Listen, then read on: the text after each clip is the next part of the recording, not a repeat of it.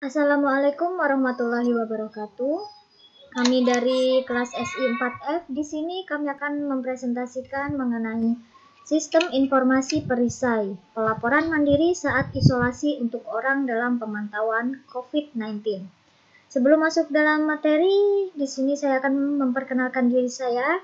Nama saya Devi Nurindah Sari, kemudian teman saya yang bernama Silvianti. Untuk materi yang pertama akan dibacakan oleh saya sendiri.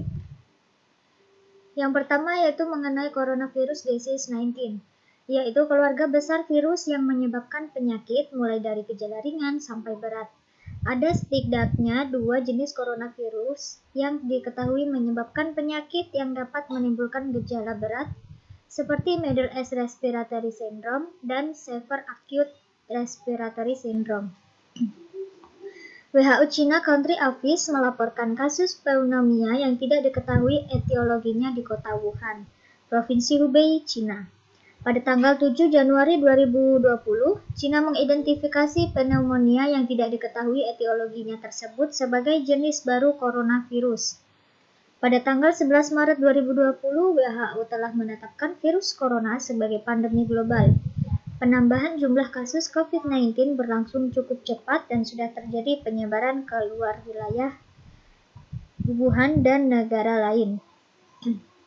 Adapun tanda dan gejala COVID-19 yaitu gejala gangguan pernapasan akut seperti demam, batuk, dan sesak napas. Masa inkubasi rata-rata 5 hingga 6 hari dengan masa inkubasi terpanjang yaitu 14 hari. Pada kasus COVID-19 yang berat dapat menyebabkan pneumonia, sindrom pernapasan akut, gagal ginjal, dan bahkan kematian.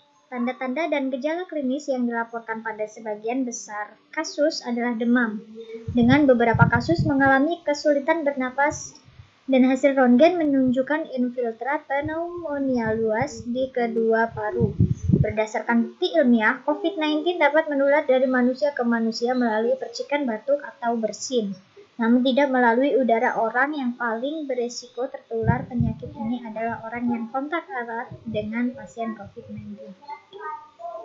Adapun pencegahan COVID-19 yaitu melalui cuci tangan secara teratur menggunakan sabun dan air bersih, menerapkan etika batuk dan bersin, menghindari kontak secara langsung dengan ternak dan hewan liar, serta menghindari kontak dekat dengan siapapun yang menunjukkan gejala penyakit pernapasan seperti batuk dan bersin, serta menerapkan protokol pencegahan dan pengendalian infeksi saat berada di fasilitas kesehatan, terutama unit gawat darurat. Salah satu protokol untuk melaksanakan pencegahan dan pengendalian COVID-19 di Indonesia adalah melakukan upaya surveillance atau pemantauan yang berlangsung secara terus-menerus terhadap kelompok berisiko. Selain itu, upaya karantina juga perlu dilakukan sebagai metode pembatasan seseorang atau sekelompok orang dalam suatu wilayah, termasuk wilayah yang diduga terinfeksi penyakit atau terkontaminasi untuk mencegah kemungkinan penyebaran penyakit atau kontaminasi. Kegiatan surveillance merupakan bagian tidak terpisah dari karantina.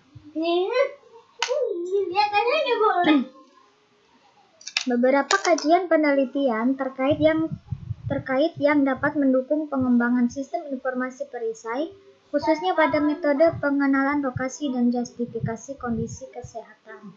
Yang pertama itu ada transformasi digital. Revolusi Industri 4.0 memacu penerapan transformasi digital guna mengintegrasikan teknologi informasi dan komunikasi ke dalam kegiatan perusahaan untuk meningkatkan kinerja, membangun interaksi dengan pelanggan, dan menciptakan nilai baru dalam rangka menjaga kemampuan bersaing perusahaan. Demikian juga pada sektor publik, transformasi digital direspon pemerintah dengan melakukan perubahan layanan pemerintah melalui pemanfaatan teknologi digital agar lebih mudah diakses, efektif, dan akuntabel. Baiklah, untuk materi selanjutnya akan dilanjutkan oleh Silvianti. Kepada Silvianti, saya persilahkan. Selanjutnya yaitu teknologi persuasif.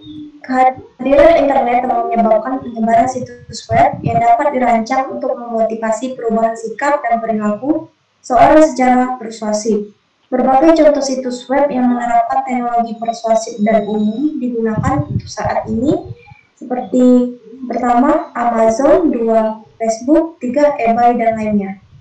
Selain situs web, teknologi persuasif juga diterapkan dalam berbagai bentuk, mulai dari ponsel pintar hingga sistem komputerisasi, sebuah timer yang dapat memantau kecepatan mobil dalam upaya meyakinkan pengemudi agar mematuhi batas kecepatan. Dalam beberapa kasus, teknologi persuasif bahkan mungkin tidak terlihat oleh penggunanya. Lanjutnya, situs web. Situs web adalah suatu sistem yang berkaitan dan dokumen digunakan sebagai media untuk menampilkan teks, gambar, multimedia, dan lainnya pada jaringan internet.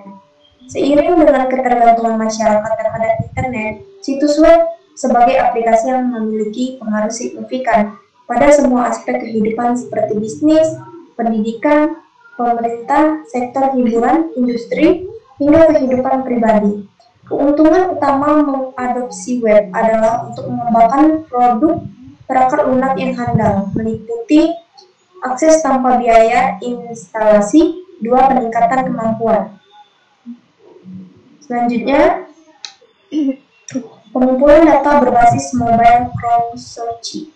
Menurut Com, MCS dikenal sebagai sebuah paradigma kunci yang dapat memungkinkan smart city untuk mengintegrasikan kebijakan kerumunan dinamis dengan memanfaatkan perangkat seluler untuk menyediakan layanan dan aplikasi di mana saja yang terdesentralisasi. Dengan MCS, masyarakat memainkan peran aktif untuk menghasilkan banyak data crowdsourced sehingga dapat secara signifikan meningkatkan pembangunan smart city. Kemampuan MCS telah direalisasikan sejak perangkat seluler dilengkapi dan berbasis jenis dengan berbagai jenis sensor, seperti kamera, mikrofon, global positioning system atau GPS, akselerometer, dan lainnya. Selanjutnya, hasil dari penelitian sebelumnya menunjukkan bahwa teknologi dapat mendukung proses transformasi digital layanan pemerintah untuk melakukan protokol kesehatan terhadap ODP yang dimulai dari digitisasi kartu kewaspadaan kesehatan yang dikeluarkan oleh Kementerian Kesehatan. Selanjutnya, digitisasi tersebut berubah menjadi sebuah inovasi sistem yang menawarkan value baru dalam kasus ini, memantau proses isolasi mandiri ODP yang baru datang dari wilayah terjangkit virus COVID-19. Sistem informasi perisai diharapkan juga menjadi salah satu teknologi persuasif yang dapat ikut sertakan komitmen ODP dalam melakukan isolasi mandiri. Namun, penggunaan perisai secara masih perlu didukung pemerintah sebagai institusi yang menegaskan bahwa aplikasi perisai wajib digunakan oleh ODP dan menjamin bahwa data privasi yang dikumpulkan tidak akan digunakan untuk kepentingan pihak ketiga. Selanjutnya, dalam pengembangan selanjutnya, kapabilitas modul aplikasi web dapat dioptimalkan dan menerapkan algoritma machine learning, sehingga justifikasi status ODP setelah masa isolasi selesai dapat dilakukan secara otomatis dan parameter yang telah ditentukan. Selain itu, web service yang disediakan oleh perisai berperan sebagai jembatan untuk memudahkan integrasi dengan sistem lainnya, sehingga perisai diharapkan dapat mendukung penyajian informasi secara holistik dalam rangka mendukung penanganan COVID-19 di Indonesia pada umumnya dan kabupaten atau kota pada khususnya. Baik, cukup sekian materi yang dapat kami sampaikan. Kurang lebihnya kami mohon maaf. Kepada Allah kami mohon ampun. Saya akhiri. Wabillahi taufiq wal hidayah. Wassalamualaikum warahmatullahi wabarakatuh.